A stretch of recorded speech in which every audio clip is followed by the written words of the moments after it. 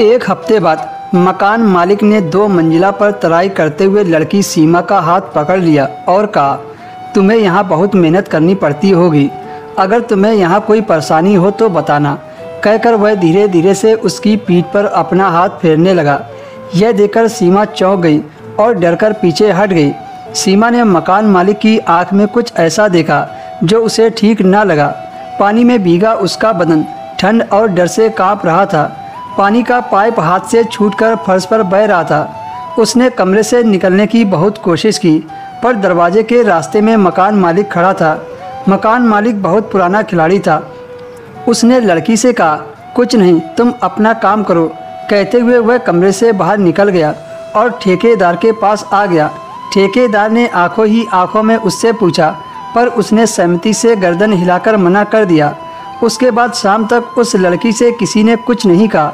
हफ्ते का आखिरी दिन इतवार था। उस दिन सभी मजदूरों को मजदूरी का पैसा मिलता था। सुपरवाइजर ने सभी मजदूरों को उनकी हाजिरी के हिसाब से सभी को पैसा दे दिया। अगले दिन सभी मजदूर काम पर आ गए थे। सीमा भी डरी सी काम पर आई थी। काम शुरू होते ही रोज की तरह उसने पानी का पाइप पकड़कर जैसे ही तराई शुरू की, सुपरवाइजर ने उसे मना करके ईंट ढोने और दूसरे भारी कामों में लगा दिया। अब उस लड़की को भारी काम देने और बात बात पर डांटने का सिलसिला शुरू हो गया। काम से निकालने की धमकी भी ठेकेदार द्वारा दी जाने लगी। जवान मजदूर लड़की बहुत परेशान रहने लगी, क्योंकि इतने दिन उसने तराई का काम किया था। उसे ईंट ढोने जैसा काम अच्छा नहीं लग रहा था।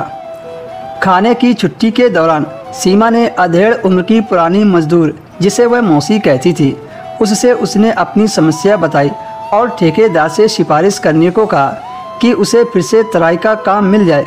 उस अधेड़ उम्र की मजदूर की बात ठेकेदार मानता था। वह कई सालों से उस ठेकेदार के पास काम कर रही थी और वह काम करने में भी बहुत तेज थी। उसने सीमा से कहा, मैं ठेकेदार से तुम्हारे लिए बात करूंगी। दिन भर काम करने के बाद घर जाकर वह लड़की थककर चूर हो गई।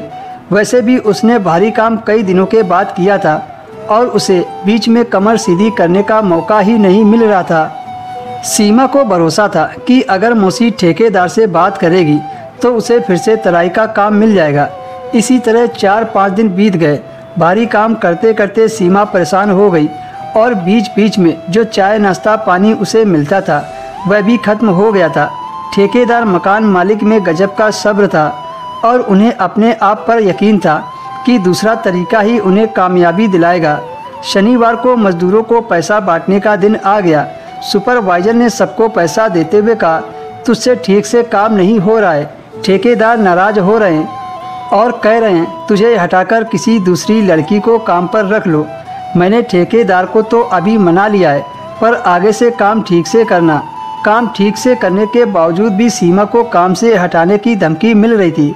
उसे कुछ समझ नहीं आ रहा था उसके साथ ऐसा क्यों हो रहा है। गरीब और बेरोजगारी से भूखे रहने की नौबत आ सकती थी। इसलिए सीमा ने मौसी से मिलने को फिर से सोचा।